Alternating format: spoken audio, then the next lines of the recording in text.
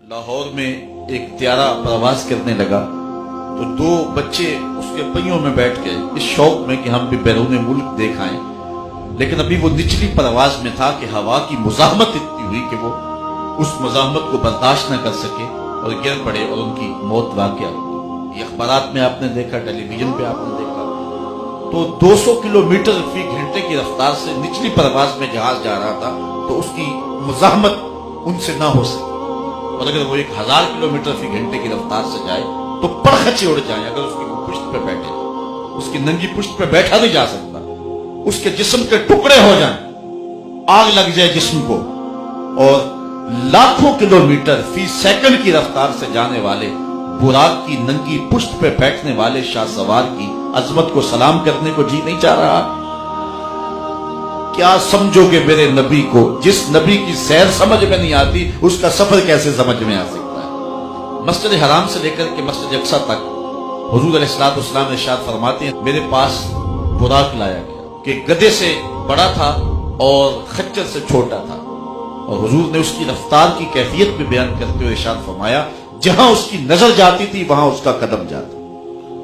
ہمارے پورے جسم میں 2 آنکھیں نور ہیں، اور وہ بھی ساری نور نہیں، ان میں سیاہ دائرے ہیں، وہ بھی سارے نور نہیں۔ ان سیاہ داروں میں 2 نقطے اور روشنی اتنی کہ یہاں سے نظر اٹھائیں آسمان کے چمکتے ستارے دیکھیں، اور جو کھروں سے لے کر سر کی چوٹی تک نور تھا اس کی نگاہوں کا عالم کیا ہوگا؟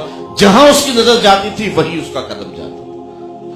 اور انسان سرعت کے ساتھ جا رہا ہو، راستے میں قریبی عزیز بھی کھڑا ہو تو پہچان نہیں پاتا، یار میں تیزی میں تھا، جلدی میں تھا، میں تجھے پہچان نہیں سکا، ہیولا سا نظر آیا۔ لیکن اتنی رفتار سے جا رہے ہیں، پہچان کا عالم کیا ہے؟ مررت بقبر موسیٰ فاذا هو قائم یصلی فی قبرہ، میں حضرت موسیٰ کی قبر کے قریب سے گزرا، میں نے دیکھا کہ وہ قبر میں کھڑے ہو کے نماز پڑھ رہے تھے، اور حضرت موسیٰ علیہ السلام یہاں ہیں، حضور علیہ السلام مسجد اقصی میں پہنچے تو حضرت موسیٰ وہاں موجود تھے۔ تو کیا حضرت موسیٰ حضور سے سریع و رفتار ہیں؟ قطعاً نہیں۔ تو پھر پہلے کیسے پہنچ گئے؟ پہلے اس لیے پہنچے کہ حضور اپنی رفتار سے تو جا ہی نہیں رہے، حضور تو جا رہے ہیں براق کی رفتار سے، اور حضرت موسیٰ علیہ السلام گئے ہیں نبوت کی رفتار سے۔ براق جتنا مرضی سریع کیوں نہ ہو، وہ نبوت کی طاقت سے آگے تو نہیں ہو سکتا، اس لیے حضرت موسیٰ پہلے پہنچ گئے۔ یہ پہلا مرحلہ مکمل ہوا، سیر جو ہے وہ عرضی کا۔ مسجد اقصی میں نبیوں کی امامت ہے اور وہ بھی ایک عنوان ہے، لیکن میں سیر کے حوالے سے بات کروں، وہاں سے دوسرا مرحلہ پہلے آسمان تک، یہ نور کی ایک سیڑھی تھی جس پہ حضور تشریف فرما ہو، اور یہ براق سے بھی سریع و رفتار تھی۔ اس کے بعد پہلے آسمان سے لے کر 7ویں آسمان تک حضور فرشتوں کے پروں پہ گئے، یہ براق سے بھی اور سیڑھی سے بھی سریع و رفتار حضور کا جانا تھا۔ 7ویں آسمان سے سدرہ تک جبریل امین کے پروں پہ گئے، اور یہ فرشتوں کی رفتار سے بھی تیز رفتار تھی۔ یہ 4 مرحلے مکمل ہوئے۔ سدرہ پہ جبریل نے عرض کی لو تنوت خطوۃ لترکت، اگر میں ایک قدم بھی آگے بڑھوں تو چل کے رہا، کوئی فلک تے رہ یار گیا، کوئی جا سدرہ تے ہار گیا، ایک کالیاں زلفاں والا سی جڑا عرش تو بھی لنگ پار گیا۔ وہاں رکے، پھر ایک سبز نوری تخت آیا جس کا نام رف رف بتلایا جاتا، حضور اس کے اوپر تشریف فرما ہوئے۔ اللہ اکبر۔ پھر ایک وقت آیا کہ رف رف کی بھی منتہائی پرواز آ، اب حضور علیہ السلام رک گئے۔ جلال و حیبت کا سامنا تھا، جمال و رحمت ابھارتے تھے، اب تھے نا رب کے حضور جا رہے۔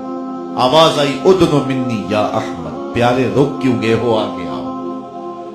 پھر ایک قدم اٹھا، مسجد حرام سے لے کر مسجد اقصی تک براق پہ، مسجد اقصی سے پہلے آسمان تک نور کی سیڑھی معراج پہ، پہلے آسمان سے 7ویں آسمان تک فرشتوں کے پروں پہ، 7ویں آسمان سے سدرہ تک جبریل امین کے پروں پہ، سدرۃ المنتہا سے نہ جانے کہاں تک رف رف پہ۔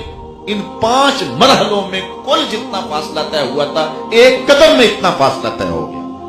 یہ ہے حضور کی رفتار کا حال۔ یہ آواز آتی گئی، حضور قدم اٹھاتے گئے۔ اعلی حضرت کا اسلوب دیکھیے، بڑا محمد قریب و احمد، قریب آ سرور ممجد، نثار جاؤں وہ کیا ندا تھی، وہ کیا سما تھا، وہ کیا مزے تھے۔ پھر بڑھتے گئے، کہاں تک گئے؟